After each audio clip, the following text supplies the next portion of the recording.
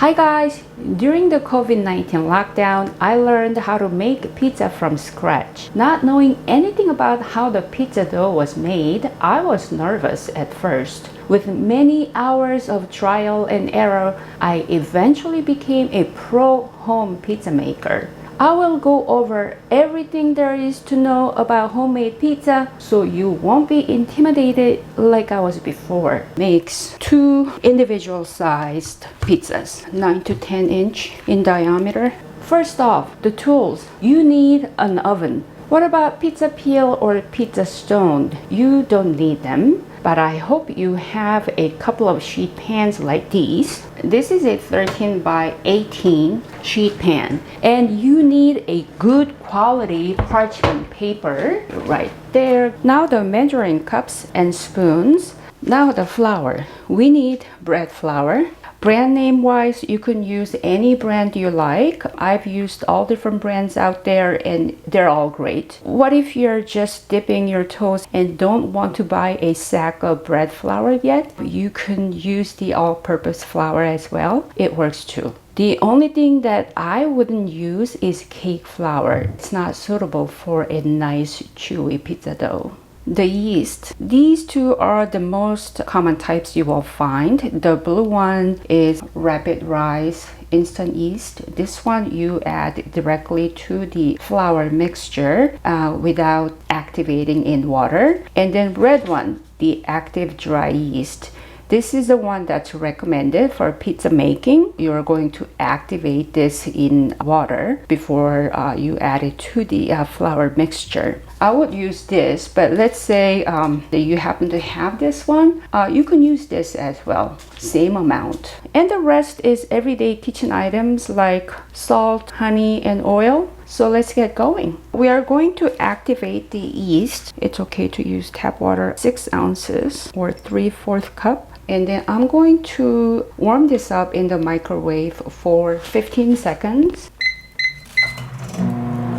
Some recipes recommend warming up your water up to 110 degrees. I think it's a little bit too hot. I like it somewhere between not warmer than 95 degrees. And if you don't have thermometer, just dip your finger a little bit and then you feel like, oh, it's a little bit warm. If you feel the water is too warm or even to the point where, oh, it feels hot, then you should discard that water and then start again. If the water is too hot, it can kill the yeast and it's not going to activate. 90, that's fine. I normally keep my yeast, even though they're not open, in the refrigerators. That will make sure they stay fresh. I'm going to use the red active dry yeast. We need 1 teaspoon.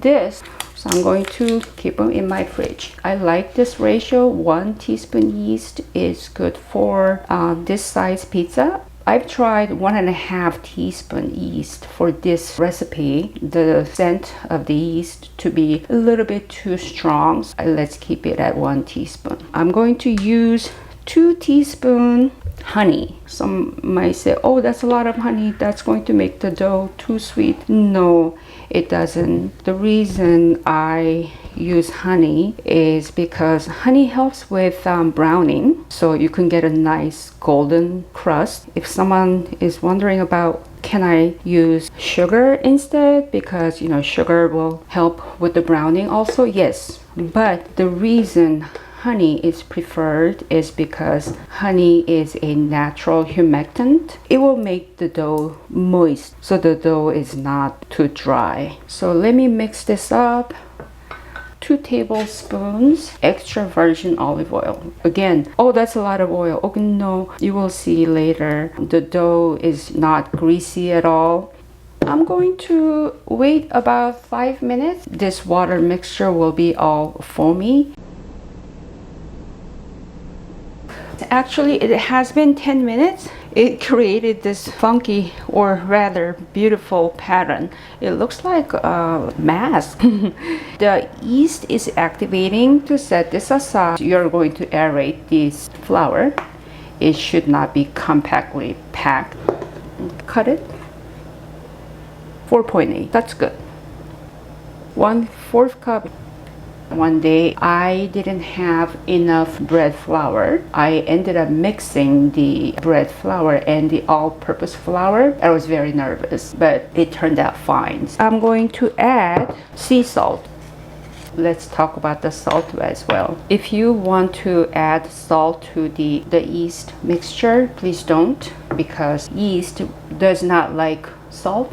I like 1 teaspoon for this amount of flour. In the past, I have used 1.5 teaspoon or even 2 teaspoonful of salt. It didn't make the dough salty at all. But what it did is, you know how salt enhances flavor of whatever the food or ingredient is? So when you add too much salt, it actually enhances the flour flavor. When the pizza was done, it tastes like the flour or the pizza dough was not cooked well. Look at this. Look how foamy that became. For instance, like you've waited 30 minutes, this doesn't happen, then something wrong with your yeast. Pour everything all at once. Okay, then mix. So we are just going to mix until you can handle this with your hand without getting your hands all sticky. That's what I'm doing here. I think I can handle it now. I'm going to knead this for 5 minutes. It doesn't have to be exactly 5 minutes, but you know, just if you see other pizza making videos, sometimes you'll see the pizza maker constantly flouring the board because it's too sticky. That is the reason why I add oil to this, so we don't have to flour the board. As you can see, nothing is sticking, and then nothing is sticking to my hands either. This is great for beginners. Beginners do not know how much more flour to add when they're kneading the dough. Knead the way you want. There's no correct way or right way. We're gonna do the rising, proofing. It's called the proofing. So it's been 5 minutes. Yeah, I gotta tell you, if you see all this texture, yes, this is not a smooth dough. But you will see once it starts to rise and proof, all this texture will go away. I'm not even going to oil the bowl. We don't need that step right now. So I'm going to cover completely. This is my heating pad. Sometimes I use this heating pad for proofing process. Let's say it's very cold in your kitchen and it is taking up to 3 hours for this to rise. When something goes through the fermentation process at a cold temperature, it doesn't taste good. So that's why this is recommended for a cold weather. Without the heating pad, on a nice day, it will take 1 hour or 1 hour and a half for this to rise. But with the heating pad, it's half the amount. So I'm going to set the timer for 45 minutes. So what also you have to do is you have to cover the entire thing. Okay, blanket or big towel that you have, you're going to cover, including the heating pad as well. So you trap the heat.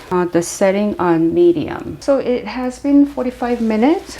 So as you can see, definitely it doubled in size. We are going to deflate this and then let it go through the proofing again. Have you wondered why do we have to deflate it and then let it rise again? Why can't we just wait 4 or 5 hours for it to proof? It's because it's just like losing weight. You know how when you go on a weight loss program, you lose weight really fast in the beginning, and then after a while, no matter what you do, you hit the plateau. So you have to come up with a new regimen. It's the same thing. This has proved once and then it doesn't want to go through the fermentation process anymore. So we need to deflate it and then give it a new regimen so it will rise and then proof again. Anybody want to like punch it and then do it? You can go ahead and do it. It's not a problem. Some say, oh, don't do that. No, it's okay. You can do it.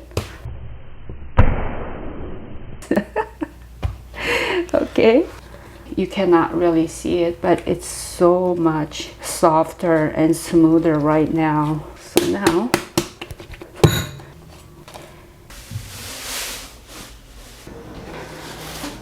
okay, so now you can definitely see that this has doubled in size, more than double. Most recipes will just go through this process twice. I used to also, but one day I said, you know, why don't I go through one more time of the proofing and see what it tastes like. So I did, and proofing 3 times, I think it develops better flavor and the dough tastes better. So I'm going to deflate this and then go through the proofing one more time. So let's do this. Okay. So each time that you're handling the dough, try to feel the texture, how it has become so soft and so relaxed. And then also smell it too.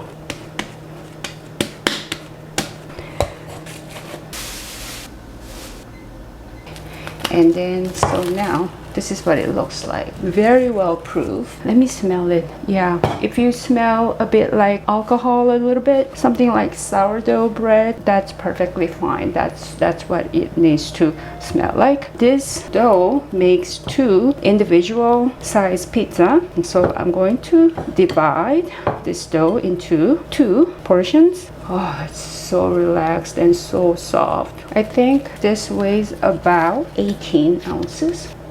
17.9 ounces. So the next step is we're going to let this dough spend the night in the refrigerator. You know, all this time we never had to oil the bowl because you could be rough with the dough. Not anymore. From this point on, you need to be very gentle. No more kneading, no more handling the dough roughly. I want to oil this pan.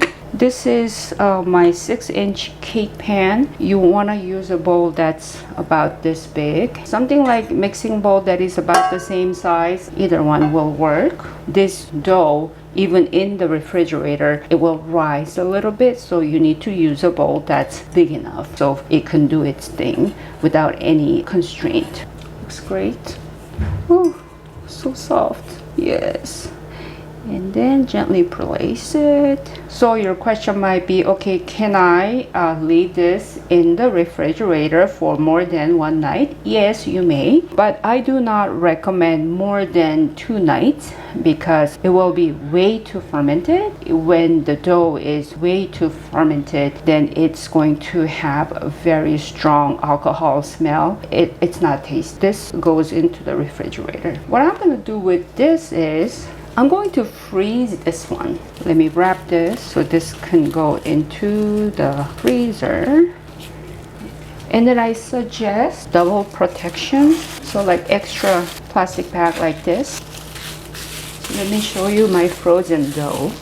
Here is my frozen dough. See, I have this in the freezer all the time. If you say, okay, I'm gonna have pizza tomorrow, you will take this out from your freezer and put it in your refrigerator overnight, then it will defrost beautifully. So I make enough of this and then freeze them. Oh, let's say you forgot to defrost this overnight. You feel like having pizza today. What you can do is in a bowl like this. This is a warm water. Okay, just dunk it, defrost as well like this. Doing this can take up to about an hour or so. The water is going to get really cold, so maybe you can give it fresh new warm water like half an hour later or so. So these two, I made them yesterday. This is the one that we just made, and this is the one that spent the night in the fridge. So I'm going to keep this on the countertop. I want to bring this down to a room temperature. Let's talk about the cheese and the pizza sauce and the pepperoni. It's not really about the brand. It really is about what type of mozzarella cheese that you use. It has to be whole milk. Please do not use part skim. I used the part skim one time because they ran out of this cheese, and oh, I didn't like it. It does make a big difference. So please get the whole milk mozzarella. This is what's available in my neighborhood, so I go for this. Very good. So I buy a block like this. I shred it, portion into 4 ounces, freeze them. Oh, let me show you what they look like. Frozen cheese. Just like the dough, you're gonna make pizza tomorrow, you take the frozen cheese from the freezer, keep them in the refrigerator overnight, very soft, completely defrosted. If you don't use up the whole bag, put it in the freezer right away. They thaw out very fast. So I'll leave it up to you guys how much pepperoni to use. So this is no salt added tomato sauce, nothing fancy. I don't cook the pizza sauce. 1/4 cup is good for 1 pizza.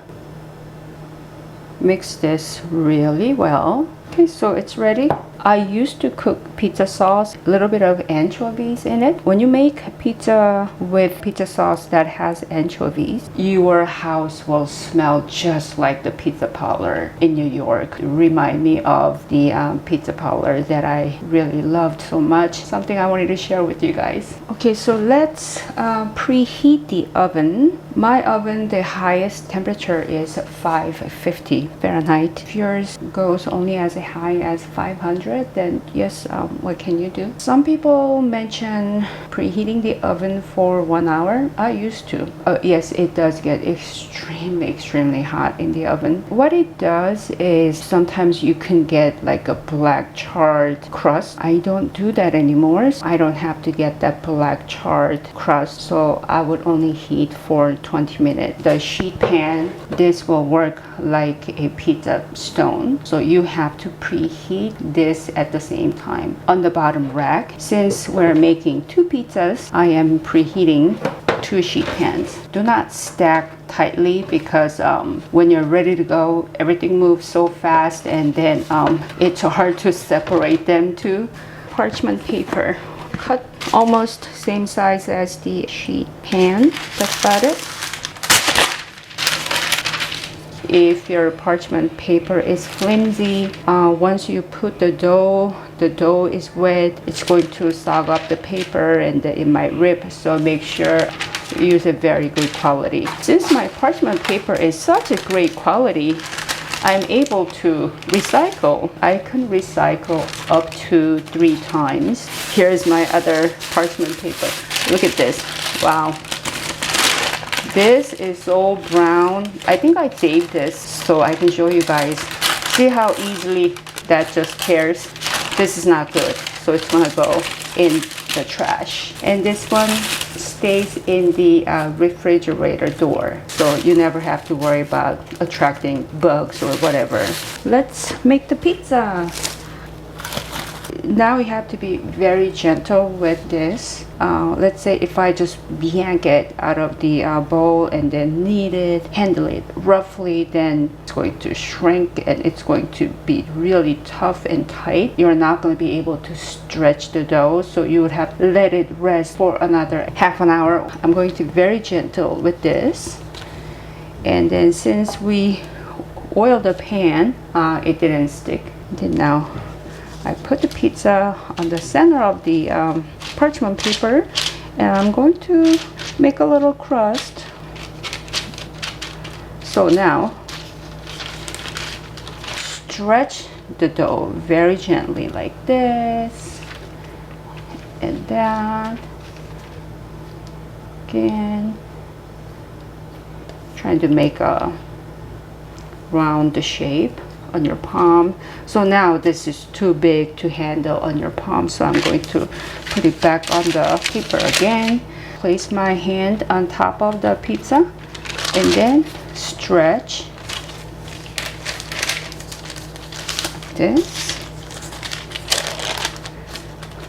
So the center is already stretched and kind of thin, so you will hold on to the center and you only stretch the edge stretching. So I can tell this part is quite thick, so I'm stretching. Okay, so I think this is good.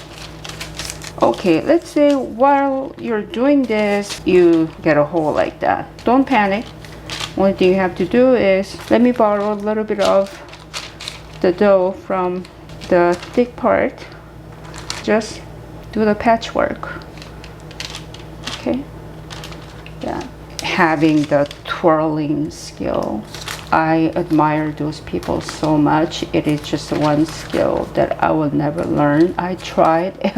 Oh no. Try to make it perfect round. The back of the spoon, you're just going to spread the pizza sauce. Okay. So this is 4 ounces of the mozzarella cheese I pre-shredded. Why 4 ounces? There was one time I told myself, let's not put too much cheese on the pizza. So I put 3 ounces, and then the pizza crust was very crispy, almost like a flat bread. So I realized the cheese has water and oil. So when the cheese is melting, it's dispersing water and oil to the pizza dough. But when you don't use enough cheese, then there's not enough water and oil. So the pizza crust will be a little bit too crispy. That's why it's important to use right amount of cheese, not just because you love cheese. You eat so much cheese, extra cheese, but don't go too crazy, because it happened also. One time I was making quattro formaggio pizza. I added so much cheese on it. I was so excited, but when I pulled it out of the oven, it was a disaster. So, you know, too much of good things. Everything should be in balance. Grated Parmesan cheese or pecorino romano. This is a block of cheese that I grated. Okay, let's put a little bit more. I would like to add a little bit of extra virgin olive oil on the crust so you can fry the crust.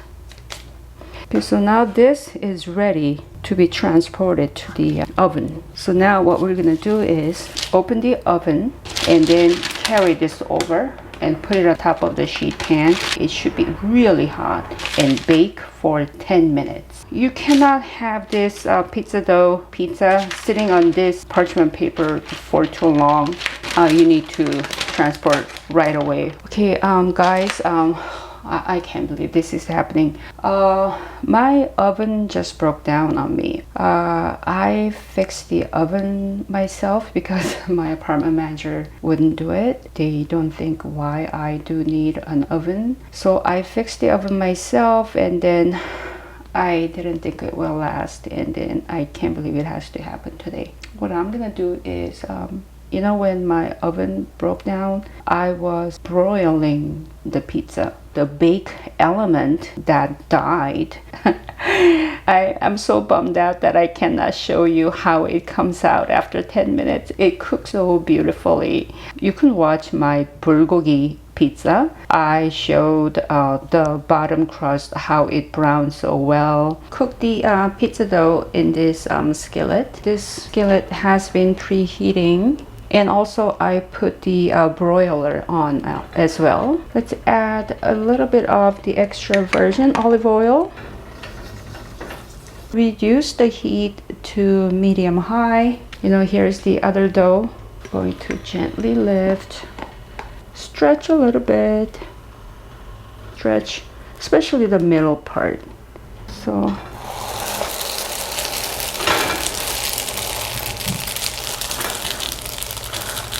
I'm going to cook the crust. It can take up to 2 minutes. The direct heat of the broiler will only cook the surface of the pizza. That's why I have to cook the crust. Look at this beautiful, like, air pockets. That's cooked. I'm going to turn off the heat because I don't want the crust to cook anymore. Pizza sauce. make sure your skillet is oven proof, the metal handle. This will go inside the oven under the broiler. Cheese. The pizza crust is still cooking on the residual heat, so I don't want it to get burned. I can smell something. So when you put pepperoni, place right next to each other, like almost touching, because as they cook, they're going to shrink. So now I'm going to put this under the broiler. So guys, that's what's happening. I'm trying my best. Be in the broiler for about 5 minutes. I actually had to stop and then take this out because the broiler is crazy hot. So let me see the bottom of the pizza. Can you guys see? Yep. Good crust. So crispy. So airy and light when the knife goes through. Oh, the cheese well melted. And then the bottom of the crust, well, it was cooked in the skillet, but still beautiful. I'm going to take a bite. I really have to say, pizza is the best food in the world. Does anybody want to challenge with something else? Proofing for 3 times. Oh yeah, that extra proofing. Pizza crust is airier and chewier. The pizza crust becomes airy. The pizza crust becomes airy. Okay. So I'm trying to say it's lighter, but still gives you the good chew. You guys, do you guys see that? The big hollow tunnel right there. That's a great sign that this is a good pizza dough. There's like another big air pocket that you see. You see that?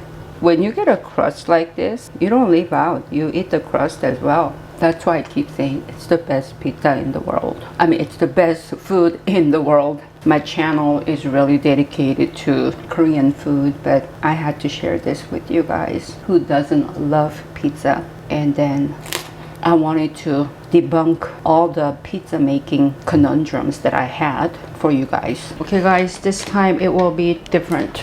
This one, I've never done it. Oh, okay, it's not a good idea. Peel the pizza from the parchment paper. Oh my god, guys, I'm making calzone.